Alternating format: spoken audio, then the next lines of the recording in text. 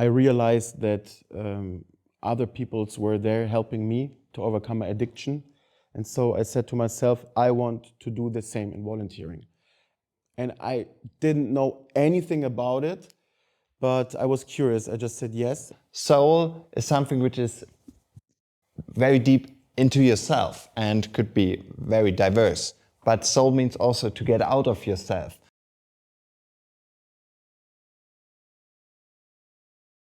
Hello! Welcome between us. Our new guest is Murat, who is connected with social movements, and also he is one of the mentors of all of these projects. Welcome. Hi.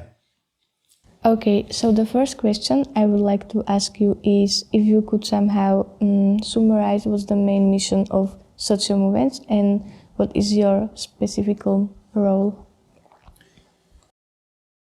The mission of social movements is to support volunteering work in regions of Eastern Europe. That's the first thing. In my role, I'm from a community, it's called Fazenda de Esperanza. We work with drug addicts. I was an addict by myself. And we are with Socio from day one. And my role or our role is to make the motto of the day. So every day we start in the morning before we go to breakfast and everything, and we start with a motto. And we give an impulse so we can remember this word through the day, and maybe we can overcome overwhelming feelings or things that seems hard to overcome, and the motto can help us to overcome it. Working with young people must be incredibly dynamic. What is like the most inspiring thing you have learned from the youth during the project weeks? The honesty. Teenagers are very honest. They just say, I don't like this, I like this, and it's nice to get a real impression what people are really thinking, because many people just say they are okay, but they're not. And I like this raw energy, and for me it's nice to see that everyone is capable of overcome fears. For example, we come together, we make a social project, and sometimes it's really hard to see people with disabilities or people who cannot take care of themselves. And then the teenagers are very overwhelmed of this. But you see the fight, how they fight themselves through this. And so for me, there's no excuse to not also do it. So let's get back to the start for a while. How did you first get connected with social movements, like how it all started? On the community where I live, after my year of rehabilitation, I decided to come back to work as a volunteer because I realized that other peoples were there helping me to overcome my addiction. And so I said to myself, I want to do the same in volunteering. And when I came back, one of the leaders of our community, who was with Socio from day one, he saw the potential in me, and he asked me to go to a project week. And I didn't know anything about it, but I was curious. I just said, yes, I want. And it was just 2 years ago. And since then, I was on, this is my 6th event now. Yeah. So volunteering is a give and take. You give it your wisdom and time, and what does it give you back? First of all, I'm capable and have capacity in my life to help others.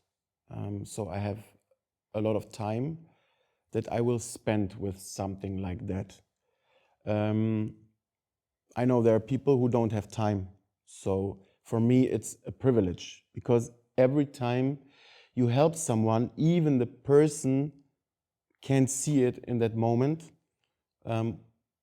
one day you realize when you like on a good path and you're improving yourself, you're improving your surroundings also. And that's what gives me back. So because I'm growing, the people who are with me are also growing. And that's the opposite of my old life. And this is what gives me back. Sometimes you don't have the best speech, or you have to tell someone the most of wisdom you have. It's just a little smile or a little touch or a little acknowledgement, and it can change so much. And when I realized that like every moment is very, very important, and there's not only highlights. No, every like little moment can be a highlight for someone. I learned that in my responsibility as a volunteer worker, life is richer, and so I can enjoy every moment more through that. And do you have some favorite memory from Project Weeks? It's hard to choose one specific memory because there were so many memories. To be here now on this empowerment festival with 20 people, I think this will be the best memory, because when I came here, I met again so many of the participants, of the volunteers, of the responsibles of the countries. So I already visited 5 countries, and to see all of them now again here feels very special, because when you come to a place and you don't know anybody, it's always very hard. But now I came here and I know everybody, and this is the opposite of my first experience. So maybe I don't realize it now, but I think this will be the greatest memory. So we're moving to our second guest today, which is Raphael, who is also a member of the Socio Movement. Welcome. Thank you very much. We know that Socio Movement focuses deeply on social justice and solidarity.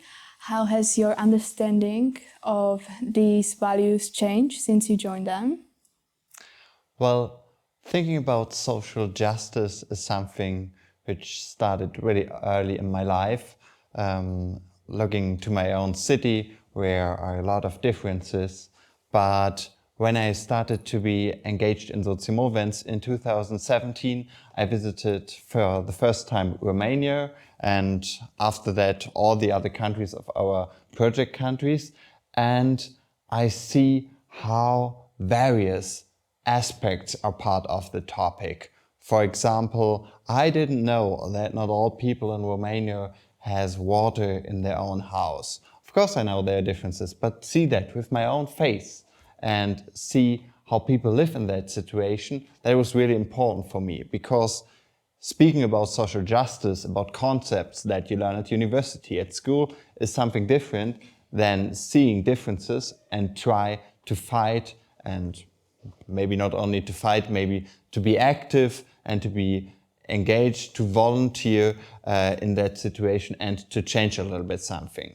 And looking at solidarity, that means also to lead the people who are living in that situation not alone. Because from my perspective, I didn't know the people, I didn't know how they came to that situation. But I got the feeling they need my solidarity, not only my solidarity, the solidarity of us as a Christian community, the solidarity especially from us as socio movements. And I have seen that solidarity is not stopping at a border. It is going hopefully through whole Europe and hopefully through the whole world. And so solidarity goes very deep and very practical in socio movements. The motto of this organization is giving Europe a soul.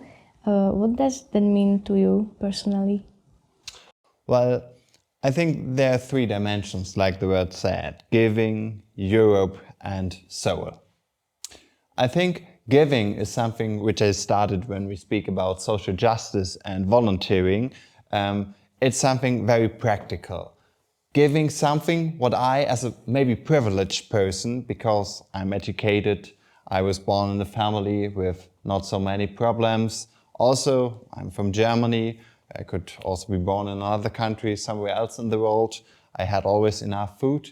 That means giving something which I received from the society, but also from God, giving it to someone else, to other people. And when I look to the perspective of Europe, it means for me something bigger than I could feel as a person when I was a child, because Europe was for me, I'm now 28, something normal. But when I look to my parents, they could not travel through Europe like we could do that if we have got money, time, and so on, people who are doing it with us. It's something, such a big, large idea. And for me, is Europe something which is not just about economical questions, or in our modern times, we're often speaking about migrants. For me, is Europe something where we look what connects us, what gives us the opportunity to grow in Europe, and what connects us. And I'm absolutely sure that more in the world connects us and more in Europe connects us than bring us to different perspectives. And when I look to the soul, yeah, that is the big question. What could be the soul for us in Europe? Soul, maybe, I don't know how you feel about it, but soul is sometimes really abstract. A soul, yeah, we have got, oh, maybe a soul, a Christian soul. And I think that is maybe the most interesting question, how that soul could look like. We say it could be something about concrete action, doing social projects and so on. But I think in the soul, the identity, who we would like to be as a community, as a socio-movements community, is the question. And soul could mean for me something like getting deeper into the dialogue with someone else, getting deeper into contact. And soul is something which is very deep into yourself and could be very diverse. But soul means also to get out of yourself, to share your soul with someone else. Because if you share your soul, something which is really deep into yourself, that could be something which is really important for you. And hopefully, if you speak with someone, what you share with them could be also very important for the other person, because it comes from your soul. Yes, we also know that social movements encourages people to open their eyes for social problems. What was the hardest part you had to deal with? Yeah, it's a good question. I have to think a bit what could be the most complicated situation, because often I'm more on a general level organizing the different parts, and the main contact in the countries luckily are doing the coordinators who know the reality in the countries. For me, when I'm looking from a wider perspective, it was often that I wasn't sure how it works in the countries to get in contact with the complicated situation. Because when I'm looking from outside, it's easy to say you can go to that part or to that project. That sounds easy, but I need the expertise of the people who are living there if it is possible to get in contact. For example, in Germany, it's very complicated to get to an elders people home because there are so many regulations.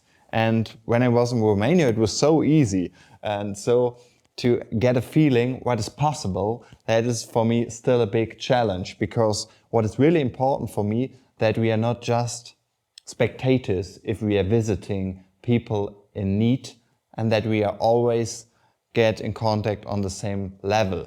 Of course, we haven't got the same level, but to try to be as near as possible.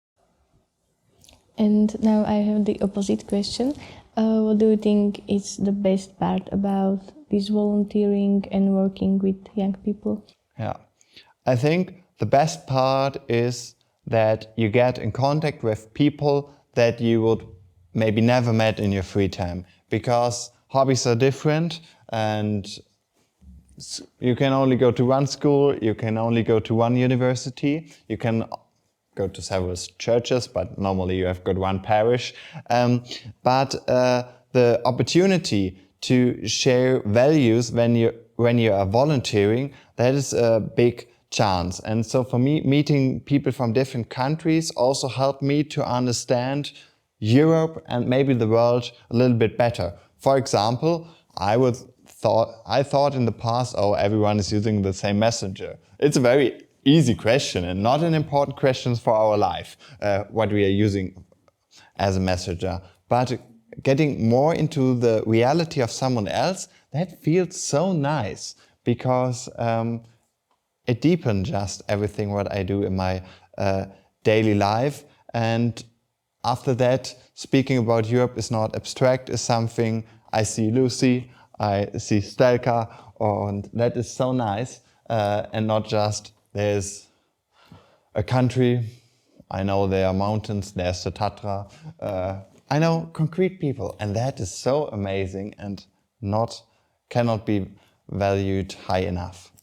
If you could give some advice to someone who is hesitant about joining this project, what would you tell them? Yeah, often the first reaction could be, or a lot of people are saying, just do it, start with something small and so on. That is what a lot of people saying, and I think if you got that advice is good.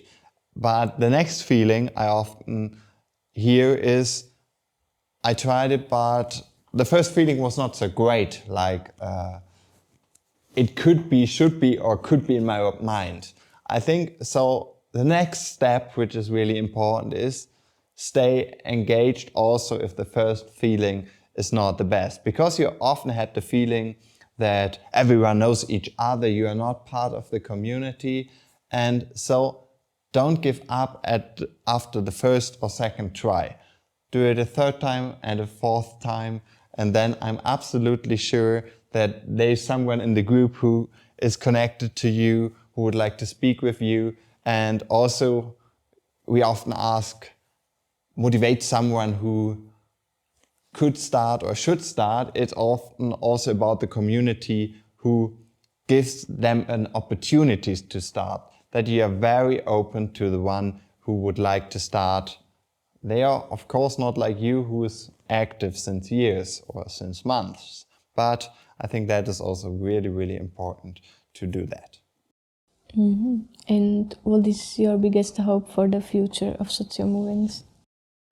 Well, the biggest hope for the future is, for me, that every country, every project find his own identity and to grow at their local structures. Because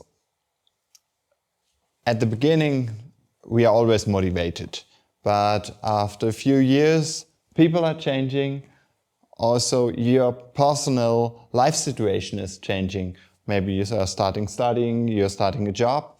And then to move forward in your movement and not say, oh, that was my past. That you stay engaged. That is my biggest hope for Socio Movens, because we have seen that in several countries, that it is not so easy to get that transfer from school to university and from university to the job. And so my vision is that we find something where also people who are older could be engaged, could volunteer with their new possibilities. For example, they have got a job which could support our festival or could support other actions. That would be my wish or my hope for Socio Movens. Yes, we appreciate that you accepted our invitation to our podcast, and we hope we'll see you once again. Thank you very much. Thank you. Have a nice day.